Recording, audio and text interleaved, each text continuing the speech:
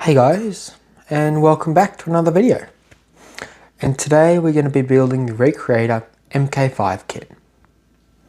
And I'm going to bring you along for the journey. Thanks for watching, and let's make it happen.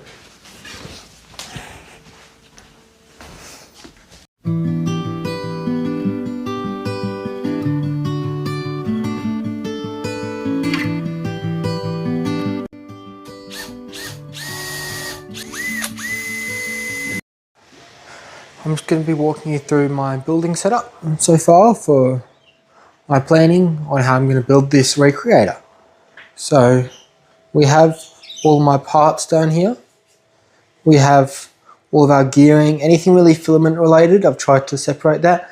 And then our main body, and then sort of miscellaneous. The instructions for it are a little bit hit and miss, but I'm sure we'll be able to work it out. There's also a video which I'm quite happy about. And then I'm still trying to work out this gimbal, but we have all of our tools. We have our electric screwdriver and our bigger tools, something that all of our nuts and bolts or pliers that need a bit of extra persuasion to get off. We also have our drill bits as well. And then if you have a look over here on this table here, we have our two main bodies. That's off the end of three, just to give it a bit more stiffness. We also have our nuts and all of our bolts that we'll need. That's the hot end and the fans. We have the video up, so that's going to tell me how to build it all. We do also have instructions. I personally find it a lot easier when I have a video and someone walking me through that. And then down here, we have all of our electronics. So our main board, some sliders, bearings, power supply and screen, motors, whatnot. Yeah, and then this is the rest of the parts. If I have missed any, they'll be in there. Yeah. From this old town we gotta go. Our bags are packed, so what we waiting for? There's no point in delaying what we both already know. Escape this time with me. Escape this time with me. We could rent a room and watch the stars dance round the moon. Fall asleep to the sounds of the sea. With you right by my side, it's such a sweet life. Escape this time with me. Escape this time with me.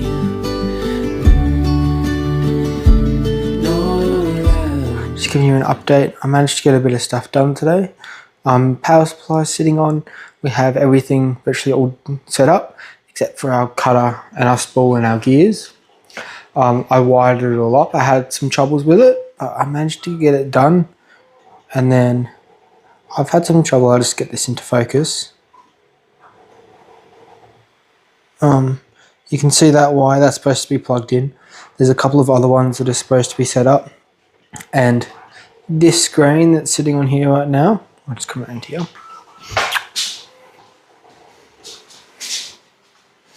The screen that's currently sitting on that, I believe it's supposed to be the other way around, which sort of sucks. So that means I'm going to have to pull, and the cable won't fit. So on this side, there's a plug, it sits right there, and that's the plug that goes into the outlet, and it doesn't reach if I flip it around, so that means I'll have to extend that. I'm thinking about maybe soldering on the ends of the cables, so that way they'll actually clamp down. But yeah, overall pretty good day. Got the dog in the house. But yeah, overall pretty good for day 2. I'll see you in day 3. Escape this time with me.